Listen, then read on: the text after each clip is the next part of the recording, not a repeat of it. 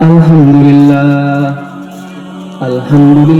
ওয়া কাফা ওয়া সালামুন আলা ইবাদিহিল্লাযীনা ইসতাফা আম্মা বা'দু ফাআউযু বিল্লাহি মিনাশ শাইতানির রাজীম বিসমিল্লাহির রাহমানির রাহিম রব্বানা أخرجنا من هذه القرية الظالم أهلها واجعل لنا من لدنك وليا واجعل لنا من لدنك نصيرا وقال رسول الله صلى الله عليه وسلم الجهاد ماض إلى يوم القيامة আল্লাহ তাআলা দরবারে অসংখ্য কোটি শুকরিয়া আদায় করি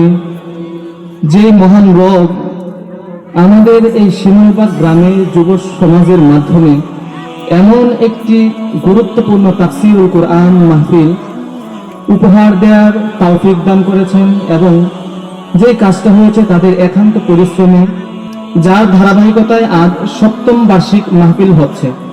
কয়েক বছর পরে আমরা আবার একটি যুগ অতিক্রম করে ফেলব। এই যুবকেরা আমাদের আগামীর শিমুলবাগের নেতৃত্ব দিবে, এই যুবকেরা আগামীর দেশ গড়বে। তাদের মাধ্যমে যখন কোরআন আর হাদিসের তাফসীর, কোরআন আর হাদিসের আলোচনার ব্যবস্থা করা হয়, তখন এটা কেমন যেন আমাদেরকে ইঙ্গিত দেয় যে এই সমাজটি অনেক ভালো সমাজ। এই সমাজটি মানুষকে ভুল পথ থেকে সরিয়ে এনে সঠিক পথের নির্দেশনা দিতে চায়। এই যুবকরা ইনশাআল্লাহ একদিন আমাদের সমাজে সব ধরনের উশৃঙ্খলা বিশৃঙ্খলা দূর করে সর্বদিক থেকে ইনসাফ কায়েম করে শান্তি নিয়ে আসবে ইনশাআল্লাহ। আপনাদের সামনে আমি যে কোরআনে কারিমের আয়াত তেলাওয়াত করেছি, সেই আয়াতটি সূরা নিসার মধ্যে আল্লাহ তাআলা সূরা নিসায় বলছেন, রব্বানা আখরিজনা মিন হাদিহিল ক্বরয়াতিল যালিমি আহলুহা ওয়াজআল লানা মিন লাদুনকা ওয়ালিয়্যা ওয়াজআল লানা মিন লাদুনকা নাসীরা। হে আমাদের প্রতিপালক, আমাদেরকে আপনি জালেমের সম্প্রদায়ের গ্রাম থেকে বের করে দিন, আর আমাদের জন্য আপনি নির্ধারণ করে দিন এমন একজন সাহায্যকারী, এমন একজন অভিভাবক যিনি আমাদেরকে এই জুলুমের অবস্থা থেকে মুক্তি দান করবে। আয়াতটির প্রেক্ষাপট, কোরআনে কারিমের প্রত্যেকটি আয়াত যে নাজিল হয়, সে প্রত্যেকটি আয়াত নাজিল হওয়ার পিছনে এক একটা কারণ থাকে। এই আয়াতটি নাজিল হয়েছে মক্কা জীবনে, যেখানে মুসলমানরা সর্বদিক থেকে নির্যাতনের শিকার হইত। কাফেরদের নিপীড়নে তারা অতিষ্ঠ হয়ে থাকতো, তারা নামাজ পড়তে পারতো না, রোজা রাখতে পারতো না। মোট কথা, ইসলামের যত ধরনের বিধান ছিল কোনো বিধানই তারা মনমতো পালন করতে পারতো না। যদি কোনো বিধান তারা পালন করতেই চাইতো, তবে সেটা তাদের পালন করতে হতো লুকিয়ে, মানুষের আড়ালে, কাফেরদের আড়ালে করতে হতো। যদি কাউকে দেখা যাইতো যে সে ইবাদত করছে, নামাজ পড়ছে, ইসলামের কোনো প্রকাশ্য বিধান পালন করছে, তখন তার উপর নেমে আসতো অত্যাচার, জুলুম, রাহাজানি। মোট কথা, তখনকার মুসলমানরা এইভাবে দিন ধর্মের বিধানগুলি পালন করতে পারত না। এই অবস্থার প্রেক্ষাপটে তারা মহান আল্লাহ তাআলার দরবারে দোয়া করতে থাকলো যে রব্বানা, হে আমাদের প্রতিপালক। রব্বুন, তারা এখানে রব্বুন বলেছে। রব্বুন শব্দটির শাব্দিক বিশ্লেষণ ধারায় প্রতিপালন করা। প্রতিপালন কি জিনিস? প্রতিপালন হচ্ছে আপনি যে এই যে মাটির তলায় পানি যখন শুকিয়ে যাচ্ছে, শুকিয়ে যাওয়ার পর আপনি সেখানে কি করছেন? বীজতলা বানাচ্ছেন। শক্ত মাটিটাকে আপনি কাদা করে বীজতলা নির্মাণ করছেন। সেই বীজতলায় যে বীজগুলি আপনি ফেলতে চাচ্ছেন, সেই বীজগুলির প্রতি আবার আপনি আলাদাভাবে যত্ন নিচ্ছেন, সেইগুলিকে আপনি ভিজিয়ে রাখছেন। তারপর যখন একটু চারা বেরিয়ে আসলো, তারপর আপনি এই বীজগুলিকে ওই জমিনে আপনি রোপণ করতে যাচ্ছেন। তারপরে এইভাবে আস্তে আস্তে বড় হতে থাকলো। এক পর্যায়ে আপনি এগুলো কেটে নিয়ে আসলেন ঘরে, তারপর এর সুফল আপনি ভোগ করতে থাকলেন, অর্থাৎ চাল হিসেবে আপনি খেতে থাকলেন।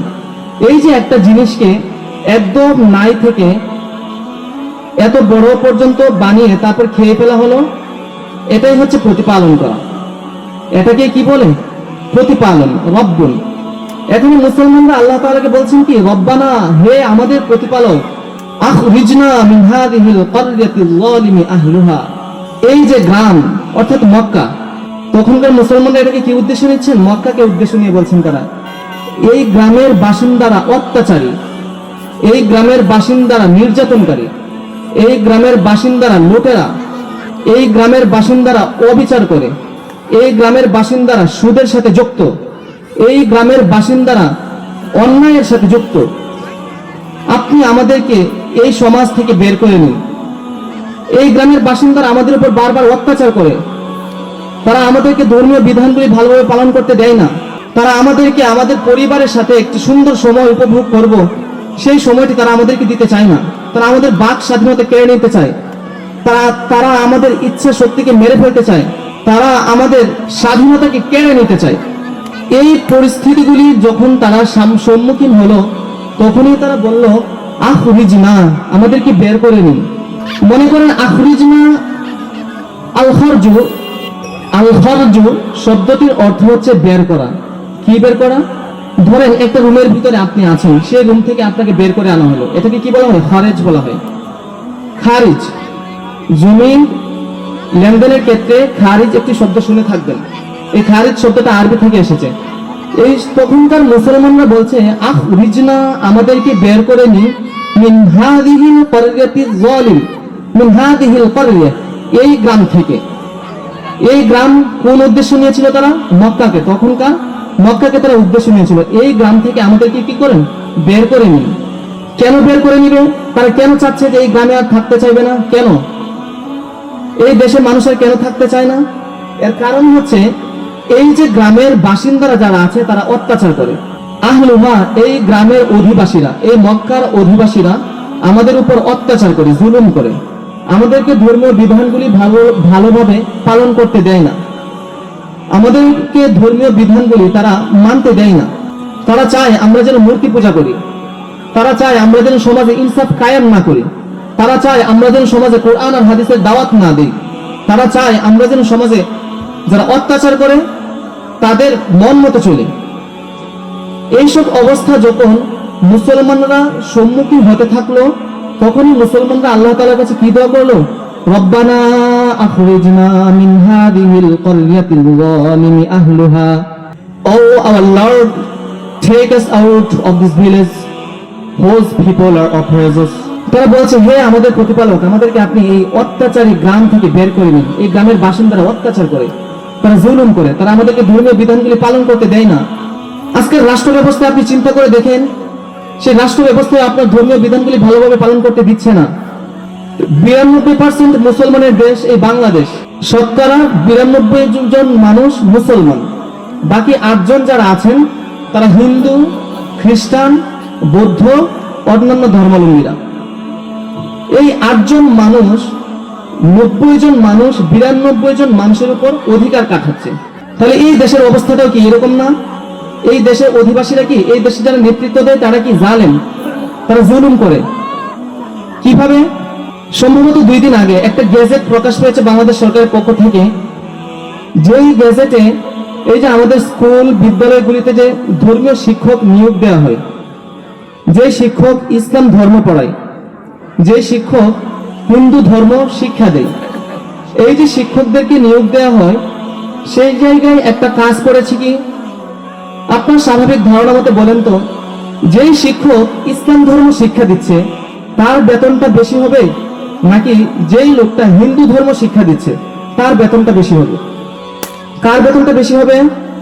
যেই শিক্ষক ইসলাম ধর্ম শিক্ষা দিচ্ছে, যেই শিক্ষক স্কুল বিদ্যালয়গুলিতে ইসলাম ধর্মের শিক্ষা দিচ্ছে তার বেতনটা স্বাভাবিকভাবে বেশি হওয়ার কথা।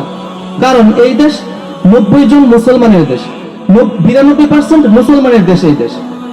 এই যে এই শিক্ষকটাকে যে টাকাটা দেয়া হচ্ছে, সেই টাকাটা আপনি, আমি, আপনার মতো মুসলমান, আমার মতো মুসলমান, এদের কাছ থেকে টাকাটা নিয়ে এই শিক্ষকের বেতন দেওয়া হচ্ছে। তাহলে আপনি একজন মুসলমান হিসেবে বলেন তো, আপনি কি এটা চাইবেন যে আপনার ধর্মীয় শিক্ষাটা আপনার যে সন্তানাদের আছে তারা না পাক, অন্য ধর্মের শিক্ষাটা পাক? এটা কি কেউ চাইবে? কোনো মুসলমান চাইবে? এটা চাইবে না। সবাই কি চাইবে? যে আমার টাকাটা খরচ হচ্ছে, আমার টাকাটা সরকার নিচ্ছে, সুতরাং আমার ধর্ম কিভাবে ভালো করা যায়, ভালোভাবে কিভাবে বোঝানো যায় বাচ্চাদেরকে, কিভাবে প্রজন্ম গড়া যায়, সেই চেষ্টা করবে তারা।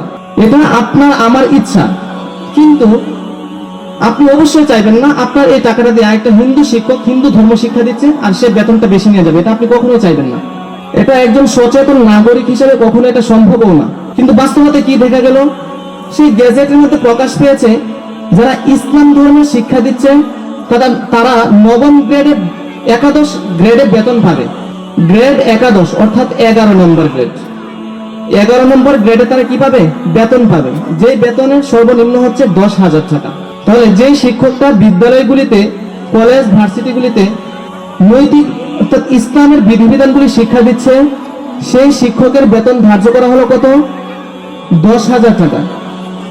সরকারি হিসাবে গ্রেড নাম্বার হচ্ছে 11।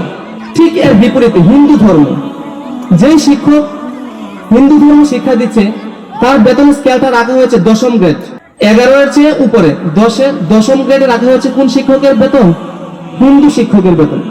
যেই শিক্ষক হিন্দু ধর্ম শিক্ষা দিবে সেই শিক্ষকের বেতন রাখা হয়েছে কত গ্রেডে? 10 নাম্বার গ্রেডে। তো 10 নাম্বার গ্রেড আর 11 নাম্বার গ্রেড, দুয়ের মাঝে কি পার্থক্য হলো? পার্থক্য হচ্ছে যেই হিন্দু শিক্ষক হিন্দু ধর্ম শিক্ষা দিচ্ছে তার বেতন ধরা হয়েছে 11,000 টাকা। সর্বনিম্ন বেতন কত ধরা হয়েছে? 11,000 টাকা। আর যে শিক্ষক ইসলাম ধর্ম শিক্ষা দিচ্ছে তার বেতন ধরা হয়েছে 10,000 টাকা। তাহলে কার বেতনটা বেশি হলো? হিন্দু ধর্ম যে শিক্ষক শিক্ষা দিচ্ছেন তার বেতনের পরিমাণটা কি হয়ে গেল? বেড়ে গেল। অথচ এই দেশে 8 জন মানুষ, শতকরা 8 জন মানুষ হিন্দু ধর্ম, বৌদ্ধ, খ্রিস্টান, অন্যান্য ধর্ম মিলিয়ে, এই জায়গায় কি করে সম্ভব 92 জন মুসলমানের টাকা নিয়ে যে শিক্ষকের বেতন দেওয়া হচ্ছে ধর্মীয় বৈষম্য সৃষ্টি করে যে ইসলাম শিক্ষা দিচ্ছে মুসলমানের দেশে তার বেতনটা কমিয়ে আনা হলো, আর যে এই মুসলমানের দেশে হিন্দু ধর্ম শিক্ষা দিচ্ছে তার বেতনটা বাড়িয়ে দেওয়া হলো? তাহলে যদি বুঝে থাকেন এবার বলুন তো, এই যে রাষ্ট্র যারা চালাচ্ছে, এই রাষ্ট্র ব্যবস্থাপনায় যারা আছে, যারা দায়িত্বে আছেন, তারা কি জালেম? তারা কি জালেম নয়? তারা কি আপনার আর আমার সাথে অন্যায় করছে না?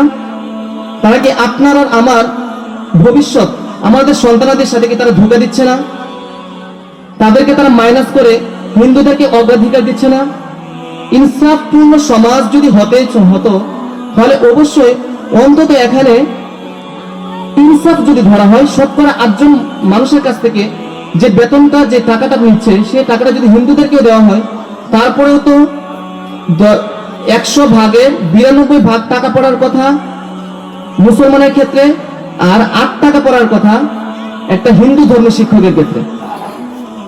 ইনসাফপূর্ণ যদি বিচার যদি করা হয়, কিন্তু এটা যদি করা হয় তাহলে হিন্দু ধর্মের শিক্ষক পাওয়া যাবে না। কিন্তু এই দেশকে কি বলা হয়? ধর্ম সম্প্রীতির দেশ, যেখানে রাম রহিমরা একসাথে বসবাস করে, তারা সবাই একসাথে যার যার মতো তার ধর্ম পালন করছে। আরো যদি স্পষ্ট হতে যান তাহলে দেখা যাবে পূজা মণ্ডপের যে আয়োজনগুলি হয় সেই আয়োজনগুলিতে সরকারের পক্ষ থেকে বাজেট নির্ধারণ করে দেওয়া হয়। অথচ আপনার আর আমার এই দেশ 92% মুসলমানের এই দেশে ঈদের মতো একটা অনুষ্ঠানে সরকার কোনো বাজেট দেয় না। একবারে যে দেয় না তা না, দিয়ে থাকে যেগুলি একেবারে জাতীয় পর্যায়ে ঈদের জামাত যেগুলি হয় সেখানে তারা একটা বাজেট নির্ধারণ করে থাকে। কিন্তু আপনি খোঁজ নিয়ে দেখবেন পূজা মণ্ডপের যে আয়োজনগুলি হয় সেই আয়োজনগুলির অধিকাংশ পূজাতে সরকারের পক্ষ থেকে টাকা দেওয়া হয়। তো এই দেশ যদি 92% মুসলমানের দেশ হয়, তো সেই টাকাটা ইসলাম ধর্মের বিপরীতে কেন পরিচালিত হবে? ইসলাম ধর্মের বিপরীতে যারা থাকবে তাদেরকে কেন এইভাবে বেশি করে দেওয়া হবে? অন্তত ইনসাফ কায়েম করুক, যাতে একটা পরিবার যেভাবে চলতে পারে, হিন্দু শিক্ষকের পরিবারটা যেভাবে চলতে পারে সেভাবে তার জন্য বেতন নির্ধারণ করুক। মুসলমান লোকটার শিক্ষকের পরিবারটা যে বেতনে চলতে পারে সেই বেতনটাই নির্ধারণ করুক। কিন্তু তা না করে কি করা হলো? হিন্দু শিক্ষকের বেতনটা বাড়িয়ে দেওয়া হলো আর মুসলমানের বেতনটা কি করে দেওয়া হলো? কমিয়ে দেওয়া হলো। তাহলে বলুন, এখন আপনি বলুন, এই দেশকে আপনি কি মুসলমানের দেশ বলবেন? এই দেশকে কি আপনি মুসলমানের দেশ বলতে পারেন? না, এটা হয় না, এটা বলা যায় না। যদি হতো তাহলে এটা এখানে হতো না, এটা ঘটানো অসম্ভব, এটা হতোই না। কিন্তু বাস্তবতা কি? এই গণপ্রজাতন্ত্রী বাংলাদেশ সরকার এটাই করেছে। তাহলে এই দেশের অধিবাসীরা যারা বাস করছে আমরা মাজলুম, আর যারা এই দেশে নেতৃত্ব দিচ্ছে তারা সবাই জালেম। তারা আমাদের উপর জুলুম করছে কিনা? এটা কি জুলুম নয়? বিরাট বড় জুলুম এটা। আকাশ পাতাল ব্যবধান জুলুম। কই 92 টাকা, কই 8 টাকা, কই 92% মুসলমান আর কই 8% অন্যান্য ধর্মাবলম্বী। তাহলে এই গ্রামের অধিবাসীরা জালেম, এই রাষ্ট্রের অধিপতিরা জালেম, এই রাষ্ট্র যারা নেতৃত্ব দিচ্ছে তারা সবাই জুলুমকারী, তারা সবাই জুলুম করে। তাহলে জুলুম থেকে কিভাবে মুক্তি পাবেন? এই যে মক্কার অধিবাসীরা বলেছিল রব্বানা আখরিজনা মিন হাযিহিল ক্বরিয়াতি যালিমি আহলুহা, এর পরের অংশে তারা বলছে ওয়াজআল লানা, আর আমাদের জন্য বানিয়ে দিন মিন লাদুনকা, আপনার পক্ষ থেকে, আল্লাহর পক্ষ থেকে। মক্কার মুসলমানেরা, তখনকার মুসলমানেরা কি বলছে যে আর আপনি আমাদের জন্য বানিয়ে দিন, আমাদের জন্য বাছাই করে দিন, আমাদের জন্য পাঠিয়ে দিন এমন একজন লোক আপনার পক্ষ থেকে, যে এসে কি করবে? ওয়ালিয়ে, যে আমাদের অভিভাবক হবে, যে আমাদের কি হবে? অভিভাবক হবে। অভিভাবক কি? অভিভাবক এমন কাউকে বলা হয় যে কখনো যার দায়িত্ব নেই তাকে কখনো বিপদে ঠেলে দেয় না, তাকে কি বলে? অভিভাবক বলে। অভিভাবক সন্তানকে কখনোই বিপদে কি করে না? ঠেলে দেয় না, সে সবসময় সন্তানকে সঠিক পথের নির্দেশনাই দেয়। তো সেই জায়গায় মক্কার মুসলমানেরা কি বলছে? ওয়াজআল লানা মিন লাদুনকা ওয়ালিয়্যা, আপনার পক্ষ থেকে একজন অভিভাবক বানিয়ে দিন আমাদের জন্য। ওয়াজআল লানা মিন লাদুনকা নাসীরা, আর আপনার পক্ষ থেকে আমাদের জন্য বানিয়ে দিন একজন সাহায্যকারী। একজনকে সাহায্যকারী। সাহায্য কে চায়? যে নিঃস্ব। ভিক্ষা কে করে? যার কিছু নেই, যার পরিবার নিয়ে চলতে পারছে না, সে ভিক্ষা করে। কিন্তু বর্তমান দেশে যারা চলতে পারছে তারাও ভিক্ষা করে। বর্তমান দেশের পরিস্থিতিতে কি করে? যারা চলতে পারছে সুন্দর মতো, ভালো মতো, তারাও কি করে থাকে? ভিক্ষা বৃত্তি করে থাকে। যে লোকটা ভিক্ষা করতে যায় সে আপনার কাছে সাহায্য চায়। সাহায্য যে চায় সে আসলে নিঃস্ব, যার কিছু নেই, সহায় সম্বলহীন, সেই সাহায্য চায়। আর সাহায্য যে করে তার আছে, সে সাহায্য করার মতো সামর্থ্য রাখে। ধরেন একজন ফকির আপনার কাছে গেল আর আপনার পকেটে আছে 10 টাকা। এখন যদি আপনি সম্পূর্ণ 10 টাকায় দিয়ে দেন তাহলে আপনি পরে চলবেন কিভাবে? চলতে পারবেন? হ্যাঁ, চলতে পারবেন না। এক্ষেত্রে আপনি কি করবেন? যেটুক টাকা তাকে দিলে আমি চলতে পারবো সেইটুক টাকা দেওয়ার আপনি চেষ্টা করবেন। তো সেই সময় মুসলমানরা আল্লাহ তাআলার কাছে এই দোয়া করে, তারা কি বলছে? আপনি আমাদেরকে এই জালেম সম্প্রদায়ের গ্রাম থেকে বের করে দিন, এই জালেম অধিবাসীদের থেকে আমাদেরকে দূরে সরিয়ে দিন। এখানে যারা বসবাস করে, যারা নেতৃত্ব দেয়, যারা পরিচালনা করে, তারা সবাই জালেম, তারা সবাই জুলুম করে, তারা ইনসাফ কায়েম করতে চায় না। এই সম্প্রদায় থেকে আমাদেরকে কি করে নেন? বের করে দেন। মুসলমানরা যখন নামাজ পড়তে পারছিল না, মুসলমানরা যখন তাদের ধর্মীয় বিধানগুলি সঠিকভাবে পালন করতে পারছিল না, তখন তারা আল্লাহ তাআলার দরবারে এই দোয়া করছিল। ধর্ম মানুষকে কখনোই অন্যায় কিছু শিক্ষা দেয় না। যে কোনো ধর্ম মানুষকে কখনোই কি করে না? অন্যায় কিছু শিক্ষা দেয় না, হোক সেটা হিন্দু, বৌদ্ধ বা খ্রিস্টান। এটা ধর্মের নীতি, এটাই ধর্মের সিস্টেম। যেই ধর্ম মানুষকে অন্যায় কিছু শিক্ষা দেয় সেটা ধর্ম না, সেটা আসলে কি না? ধর্ম না, সেটা হচ্ছে বিশৃঙ্খলা সৃষ্টিকারী একটা সম্প্রদায়, যারা দেশকে অশৃঙ্খলা সৃষ্টি করতে চায়, যারা দেশে বিশৃঙ্খলা তৈরি করতে চায়, যারা সমাজকে ধ্বংস করে দিতে চায়। এই অত্যাচারের সম্মুখীন হয়েছিলেন আমাদের নবী মুহাম্মদ সাল্লাল্লাহু আলাইহি ওয়াসাল্লাম। শুধু কি নবী মুহাম্মদ সাল্লাল্লাহু আলাইহি ওয়াসাল্লাম তিনি সেই অত্যাচারের সম্মুখীন হয়েছিলেন? না। পৃথিবীর সৃষ্টির পর থেকে, পৃথিবীর সর্বপ্রথম মানব হযরত আদম আলাইহিস সালাম থেকে এখন পর্যন্ত যত ভালো মানুষ, নবী, রাসূল প্রেরিত হয়েছেন, সবাই তাদের সম্প্রদায়ের মাধ্যমে অত্যাচারিত হয়েছেন, সবাই তাদের নিজস্ব সম্প্রদায়ের মাধ্যমে নির্যাতনের শিকার হয়েছেন। এই ধারাবাহিকতায় আমাদের নবী পর্যন্ত এসে পৌঁছালো। রাসূল সাল্লাল্লাহু আলাইহি ওয়াসাল্লাম কি মক্কায় রাসূলকে কি অবরোধ করা হয়েছিল না? রাসূলকে কি বয়কট করা হয়েছিল না? রাসূলের পরিবার কি অভুক্ত ছিলেন না? তাদের কাছে, তাদের সাথে, ধরেন এটা একটা গ্রাম, আমাদের শিমুলবাগ গ্রাম, একটা পরিবার, নির্দিষ্ট একটা পরিবারের সাথে এই গ্রামের সমস্ত অধিবাসী সমস্ত ধরনের যোগাযোগ বিচ্ছিন্ন করে দিয়েছে, তাদেরকে এক করে দিয়েছে। তাদের সাথে কেউ লেনদেন করতে পারে না, তাদের ধারে কাছে কেউ যেতে পারে না, সম্পূর্ণ নিষেধ। তাহলে ওই পরিবারটার অবস্থা কি হবে? আপনি আপনার ব্যাপারে ভাবুন, আপনার অবস্থাটা কি দাঁড়াবে? এই অবস্থার মুখোমুখি হয়েছিলেন রাসূল সাল্লাল্লাহু আলাইহি ওয়াসাল্লাম। তিনি মক্কায় নিজ গৃহ ত্যাগ করতে বাধ্য হয়েছিলেন। তিনি পিতৃভূমি ছেড়ে যেতে বাধ্য হয়েছিলেন। তিনি ওই সকল কাফেরদের অত্যাচারে অতিষ্ঠ হয়েছিলেন, যে কারণে বাধ্য হয়ে হিজরতের মাধ্যমে তিনি মুক্তি পেয়েছেন। রাসূল যখন মক্কা নগরী থেকে মদিনায় চলে গেলেন আল্লাহ তাআলার নির্দেশে, তো মদিনার জীবনেই কিন্তু রাসূলের শান্তি আসলো। মক্কা জীবনের সম্পূর্ণটা কি ছিল? অত্যাচার, সম্পূর্ণটা জুলুম ছিল। মদিনা গিয়েই রাসূলের জীবন, রাসূলের ধর্মীয় বিধানগুলি সুন্দরভাবে পরিচালনা করার মতো তৌফিক হয়েছিল। আল্লাহ তাআলা সেই সুযোগ করে দিয়েছিলেন। তো রাসূল সাল্লাল্লাহু আলাইহি ওয়াসাল্লাম নিজ মাতৃভূমি, নিজ ঘর থেকে বিতাড়িত হয়েছেন। তিনি ক্ষুধার্ত ছিলেন, তার পরিবাররা সবাই অভুক্ত ছিল, দিনের পর দিন তারা না খেয়ে থাকতো। এক পর্যায়ে তারা হিজরতের মাধ্যমে মুক্তি পেয়েছেন। তারা হিজরতের মাধ্যমে কি পেয়েছিলেন? মুক্তি পেয়েছেন। তার অর্থাৎ যখন রাসূল সাথে সাহাবায়ে কেরামদেরকে নিয়ে মদিনায় পৌঁছে গেলেন, তখন রাসূল এই সকল অত্যাচার নিপীড়ন থেকে মুক্তি পেয়েছেন। সেখানের মানুষেরা রাসূলের নীতি আদর্শ গ্রহণ করেছিল, তারা কোরআন আর হাদিসকে তারা বুকে ধারণ করেছিল, লালন করেছিল, তারা রাসূলকে ভালোবেসে কাছে টেনে নিয়েছিলেন। এর ধারাবাহিকতায় রাসূলের পরে যদি আমরা মুসলমান, আমরা যে সাধারণ মুসলমান, এই হিস্ট্রি বা এই ইতিহাসের দিকে যদি তাকাই, তাহলে আমরা দেখতে পাবো মঙ্গলদের মাধ্যমে মঙ্গলদের মাধ্যমে মুসলমানরা নিপীড়িত হয়েছিল। এই মঙ্গলরা মুসলমানের জায়গাগুলি দেশের পর দেশ জ্বালিয়ে পুড়িয়ে ছারখার করে দিচ্ছিল। তো যেখানে মুসলমানদেরকে পাইতো, যদি তারা কর ট্যাক্স না দিত, তাহলে তাদেরকে মেরে ফেলতো। ক্রুসের যুদ্ধ হয়েছে, যে যুদ্ধে সমস্ত খ্রিস্টান বিশ্ব এক হয়ে গিয়েছিল। খ্রিস্টান বিশ্ব আর মুসলিম বিশ্ব, দুই ধর্মের লোকেরা দুই দিক থেকে তারা যুদ্ধ করতেছিল। এমনকি মুসলমানদের মধ্যে মুনাফিক কিছু রাষ্ট্র সেই যুদ্ধে মুসলমানদের পক্ষ হয়ে তারা অংশগ্রহণ করেননি। সেই ক্রুসের যুদ্ধের শেষ ফলাফল কি ছিল? আমাদের মসজিদুল আকসা, ফিলিস্তিন, যে মসজিদ আমাদের প্রথম কিবলা ছিল। আমরা বাইতুল্লাহর দিকে মুখ ফিরে আজ নামাজ পড়ছি, তো এদিকে নামাজ পড়ার আগে আমরা মসজিদুল আকসার দিকে ফিরে নামাজ পড়তাম।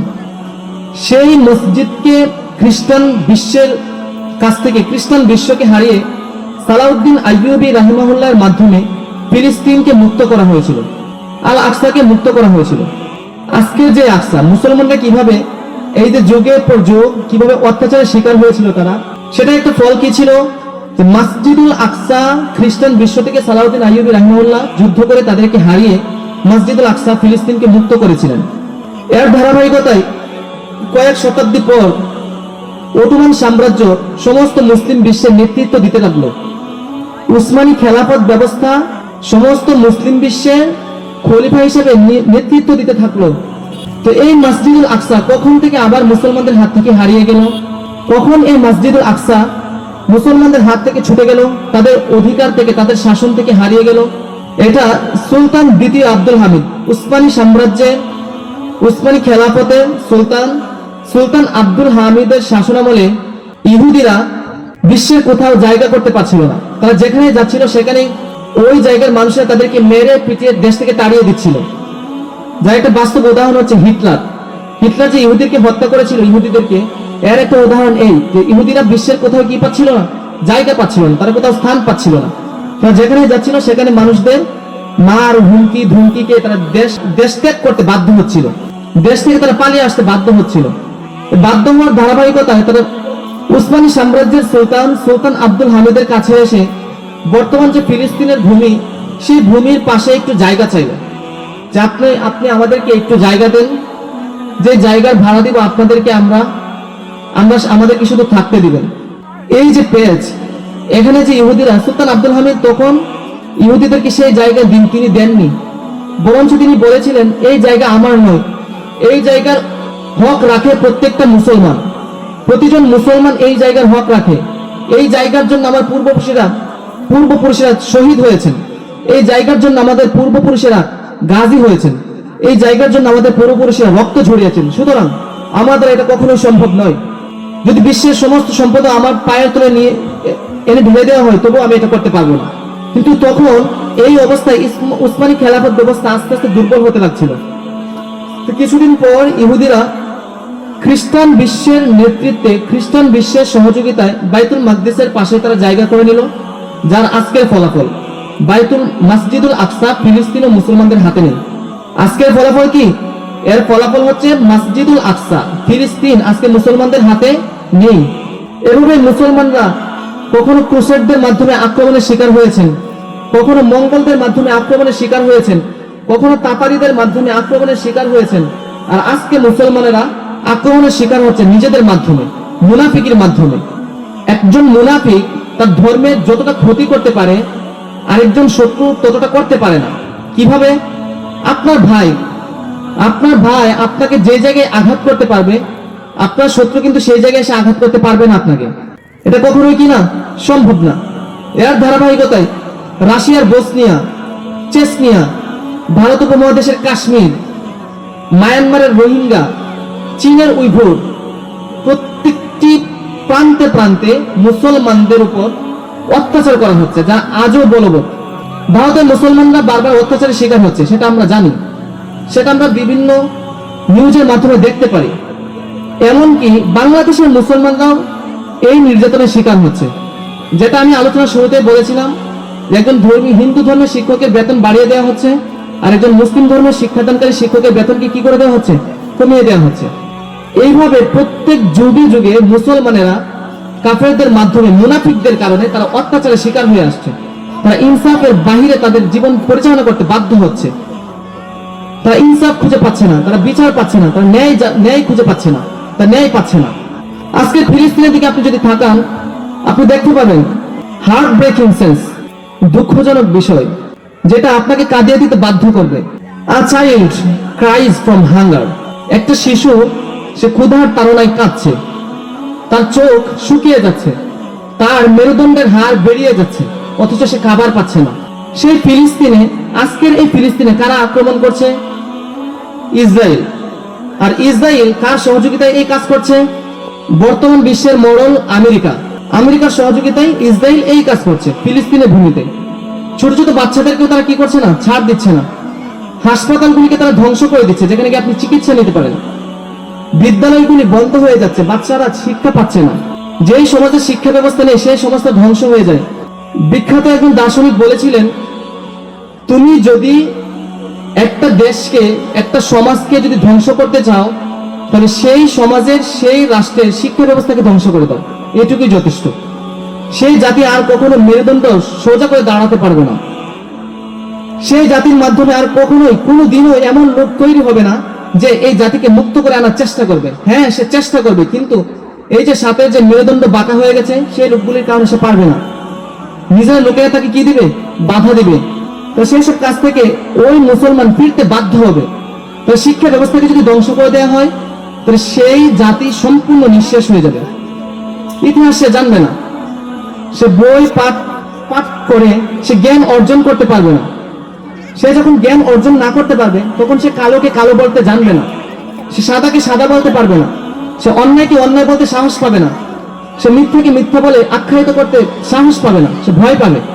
এইভাবে ফিলিস্তিনের মুসলমানদেরকে ধ্বংস করে দেওয়া হচ্ছে। ঠিক একই নমুনায় আমাদের রাষ্ট্রের মুসলমানদের কি একই অবস্থা, কিন্তু এটা সরাসরি আক্রমণ হচ্ছে না, ভিতরে ভিতরে আক্রমণটা হচ্ছে, যেটা আস্তে আস্তে আজ থেকে, এখন থেকে 50 বছর পর অথবা 100 বছর পর, 200 বছর পর বুঝে যাবে যে এই অঞ্চলের মুসলমানদের কি অবস্থা। এই অঞ্চলের মুসলমানদের যে কি অবস্থা, তারা ব্যক্তিত্বহীন হয়ে যাবে, তারা ধর্মহীন হয়ে যাবে, তারা নিজেদের ইতিহাস জানবে না, তারা পূর্বপুরুষদের ব্যাপারে তারা জানতে পারবে না। আপনি যদি আপনার ইতিহাস না জানেন, তাহলে আপনার মনটা তো ছোট থাকবে, আপনি তো বড় করে কথা বলতে পারবেন না, আপনি তো জানবেন না যে আপনি আসলে কি ছিলেন, আপনার বাবা আসলে কেমন মানুষ ছিলেন। সেটা যখন আপনি জানবেন না, তখন তো আপনি মেরুদণ্ড দাঁড় করতে পারবেন না, সোজা করতে পারবেন না। এটা স্বাভাবিক প্রক্রিয়া। সেই সব মুসলমানদের অপরাধ কি? শুধুমাত্র একটাই, তারা লা ইলাহা ইল্লাল্লাহু মুহাম্মাদুর রাসূলুল্লাহ বলেছে। তারা আল্লাহ ছাড়া কোনো মাবুদ নাই, হযরত মুহাম্মদ সাল্লাল্লাহু আলাইহি ওয়াসাল্লাম আল্লাহ তাআলার রাসূল, এই কথা তারা বিশ্বাস করে নিয়েছে। এর কারণ শুধুমাত্র এইটাই, এই জন্য তাদের উপর অত্যাচার। আজকে যে জাতিসংঘ, সমগ্র বিশ্বের প্রায় 200টি রাষ্ট্র যে সংঘের অধীনে রয়েছে, সেই জাতিসংঘ কি মুসলমানদের পক্ষে কাজ করে? না, সেই জাতিসংঘ মুসলমানদের পক্ষে কাজ করে না। কিভাবে কাজ করে না? এই জাতিসংঘ আফগানিস্তান, সিরিয়া, লিবিয়া, ফিলিস্তিন, এইসব রাষ্ট্রগুলিতে এই জাতিসংঘের কার্যালয় ছিল, এখনো আছে। সেই সব রাষ্ট্রগুলিকে তারা ধ্বংস করে দিয়েছে। এইসব রাষ্ট্রের ইতিহাস আপনি ঘেটে দেখেন, ইরাক, সিরিয়া, লিবিয়া, ফিলিস্তিন, মোট কথা জাতিসংঘ অফিস যেই রাষ্ট্রেই খুলেছে সেই রাষ্ট্রের ওই ব্যবস্থা ধ্বংস করে দিয়েছে। তারা মূলত ওটা পরিচালনা করে খ্রিস্টানরা। তারা তাদের ধর্মীয় আদর্শ, তারা তাদের ধর্মীয় নীতি, সেই সব বিষয় সমস্ত জায়গায় ছড়িয়ে দিচ্ছে, পাঠ্যপুস্তকে ছড়িয়ে দিচ্ছে। যে পাঠ্যপুস্তকের মাধ্যমে আপনার সন্তান গড়ে উঠবে, যে পাঠ্যপুস্তক পড়ে আপনার সন্তান আগামী দেশ নেতৃত্ব দিবে, যে পাঠ্যপুস্তক পড়ে আপনার সন্তান জানতে পারবে যে আমি কি ছিলাম, আমি কে ছিলাম, আমার পূর্বপুরুষ কারা ছিল, তাদের বীর দর্পে চলাফেরা, তাদের যুদ্ধের ময়দানে তাদের সাহস কেমন ছিল। এইসব যখন বাচ্চারা ভুলে যাবে তখন তো তারা সাহস পাবে না। এই পাঠ্যপুস্তকে তারা তাদের দর্শন ঢুকিয়ে দিচ্ছে, বাচ্চাদেরকে ধ্বংস করে দিচ্ছে, যা আমাদের শিক্ষা ব্যবস্থাকে কি করে দিবে, অচিরেই ধ্বংস করে দিবে। পৃথিবীর ইতিহাসে মুসলমানদের সবচেয়ে বেশি ক্ষতি করেছে কারা? মুনাফিকরা। যেমন ধরেন সৌদি আরব 1970 সালে ব্রেটন উডস সিস্টেম, একটা অর্থনৈতিক ব্যবস্থা, এই ব্যবস্থা যখন ধ্বংস হয়ে যায় তখন আমেরিকার যে বর্তমান ডলার, সেই ডলারের মূল্য হারিয়ে যায়। সেই ডলারের মূল্য তখনকার বিশ্বে ছিল না। অর্থাৎ বর্তমান বিশ্বের সব জায়গায় কিন্তু আপনি ডলারের ব্যবস্থা, ডলার দিয়ে যদি আপনি যান তাহলে আপনি চলতে পারবেন। আপনার টাকা অন্য দেশে চলবে না, অন্য দেশের আরেক রুপি অন্য দেশে চলবে না। যে দেশের যে টাকা আছে তারা বাহিরে এটা চালাইতে পারবে না, কিন্তু যদি তার ডলার থাকে তাহলে সে এটা চালাইতে পারবে, যে কোনো জায়গায় সে চলাফেরা করতে পারবে। এই আমেরিকা যখন এই ডলারের ব্যবস্থা ধ্বংস হয়ে যায়, তার রাষ্ট্র যখন অর্থনৈতিকভাবে ভঙ্গুর অবস্থা ধারণ করে, তখন আজকের এই সৌদি আরব সে আমেরিকার সাথে পেট্রো ডলার চুক্তি করে। সেই চুক্তির নাম পেট্রো ডলার। পেট্রো হচ্ছে তেল, ডলার হচ্ছে আজকের যে ডলার। এই চুক্তির মাধ্যমে আমেরিকাকে বিশ্বের নেতৃত্বে বসিয়ে দিয়েছে। এই চুক্তির মাধ্যমে আজকে সৌদি আরব আমেরিকাকে মুসলমানদের রক্ত, মুসলমানদেরকে ধ্বংস করার, মুসলমানদেরকে শহীদ করে দেওয়ার, তাদের অঞ্চল, তাদের সংস্কৃতি, তাদের শিক্ষা ব্যবস্থা ধ্বংস করে দেওয়ার লাইসেন্স দিয়েছে এই সৌদি আরব। আজকের এই ফিলিস্তিনে সৌদি আরবের যে এত খনিজ পদার্থ অর্থাৎ তেল যে রয়েছে, সেই তেলের ব্যবস্থাপনায় সে কি আসতে পারলো না এই ফিলিস্তিনের পক্ষে দাঁড়াতে? আজকের মিশর, যার বর্ডার ফিলিস্তিনের সাথে, সেই মিশর কেন সারা পৃথিবী থেকে যখন সাহায্য যাচ্ছিল ফিলিস্তিনের মুসলমানদের জন্য, তার বর্ডার কেন খুলে দিল না? সেই রাষ্ট্র তো মুসলমান রাষ্ট্র। আজকের এই পাকিস্তান তো পারমাণবিক শক্তির অধিকারী, যে বিশ্বের আর 10টা দেশের সাথে পাল্লা দিতে পারে। সেই পাকিস্তান কেন একটা ক্ষুধার্ত শিশুকে রক্ষা করতে পারলো না? আজকের যে তুরস্ক, সেই তুরস্ক উম্মতের রাহবার বলে দাবি করে, উম্মতকে নেতৃত্ব দিতে চাই, অথচ সে এই ফিলিস্তিন, উইঘুর, রোহিঙ্গা, আফগানিস্তান, লিবিয়া প্রত্যেকটা অত্যাচারিত মুসলমানের পক্ষে সে বিবৃতি ছাড়া আর কিছুই দিতে পারেনি। তাহলে যুগে যুগে সবচেয়ে বেশি ক্ষতি করেছে কারা? মুসলমানেরা। এই ক্ষতি থেকে আপনি কিভাবে উত্তোলন হবেন? এই ক্ষতির পথ আপনি কিভাবে মারাবেন? রাসূল সাল্লাল্লাহু আলাইহি ওয়াসাল্লাম বলছেন, আল জিহাদু মাদিন ইলা ইয়াউমিল কিয়ামাহ। Jihad is ongoing until the remain of judgment. Jihad is ongoing until the day of judgment. জিহাদ চলতে থাকবে কিয়ামতের আগ পর্যন্ত। আর এই জিহাদই একমাত্র মুক্তির পথ। এই যে আয়াতের শুরু অংশে যে মুসলমানরা বলছে আপনি আমাদের জন্য কোন অভিভাবক পাঠান, সেই অভিভাবককে যে জিহাদের নেতৃত্ব দিবে, যে মুসলমানদেরকে এই অত্যাচার থেকে বের করে নিয়ে আসবে, এই অভিভাবককে যে মুসলমানদের দুরবস্থায় সে সাহায্যের হাত বাড়িয়ে দিবে, যে মুসলমান থেকে কাঁধে পড়ে যাচ্ছে মুসলমান তাকে উঠিয়ে নিয়ে আসবে, সেই অভিভাবকের কথাই সেদিনের মক্কার মুসলমানেরা চেয়েছিল। আজকের বিশ্বের মুসলমানদের যে এই অবস্থা, তারা যতদিন না পর্যন্ত কুরআন আর হাদিসের নীতিকে তারা ধারণ করবে, যতদিন না পর্যন্ত তারা রাসূলের আদর্শকে বুকে ধারণ করবে, যতদিন না পর্যন্ত তারা সাহাবায়ে কেরামকে তারা ভালোবাসবে, যতদিন না পর্যন্ত তারা কুরআনের নীতিকে তারা প্রকৃত অর্থে নীতি হিসেবে মেনে নেবে, ততদিন পর্যন্ত তাদের মুক্তি মিলবেই না। এই মুসলমানদের মুক্তি জিহাদ ছাড়া মিলবেই না। এটা কখনোই সম্ভব না। এটা আদিকাল থেকে চলে আসছে, এখন থেকে নয়, নতুন কিছু নয়। এটা রাসূল সাল্লাল্লাহু আলাইহি ওয়াসাল্লামের যুগ থেকে চলে আসছে। জিহাদের মাধ্যমে ইসলাম ধর্ম পৃথিবীর আনাচে কানাচে ছড়িয়ে পড়েছে। আদর্শের মাধ্যমে ইসলাম ধর্ম পৃথিবীর আনাচে কানাচে ছড়িয়ে পড়েছে। সংস্কৃতির মাধ্যমে ইসলাম ধর্ম পৃথিবীর আনাচে কানাচে ছড়িয়ে পড়েছে। এর সবচেয়ে শক্তিশালী যে প্রতিকার ছিল সেটা ছিল জিহাদ। সে জিহাদের মাধ্যমেই আজকের ইসলাম ধর্ম পৃথিবীর প্রায় অধিকাংশ দেশ মুসলমান, পৃথিবীর প্রায় অধিকাংশ মানুষ ইসলাম যে একটা ধর্ম আছে সেই ধর্ম হিসাবে জানে, আর ইসলাম ধর্মের বাইরে কোনো মুক্তি নেই। আল্লাহ তাআলা বলেছেন ইন্না দীনা ইনদাল্লাহি ইসলাম, আল্লাহ তাআলার কাছে নিশ্চয়ই একমাত্র মনোনীত ধর্ম ইসলাম। তাই বলা যায় কি ইসলামের বাইরে আমাদের কোনো মুক্তি নেই। আল্লাহ তাআলা আমাদের সকলকে অত্যাচার থেকে হেফাজত করুক, ইনসাফপূর্ণ সমাজ কায়েম করে তৌফিক দান করুক, অন্যায় অবিচার মিথ্যা রাহাজানি জুলুম থেকে হেফাজত করুক। আমিন। ওয়া আখিরু দাওয়ানা আলহামদুলিল্লাহি রাব্বিল আলামিন।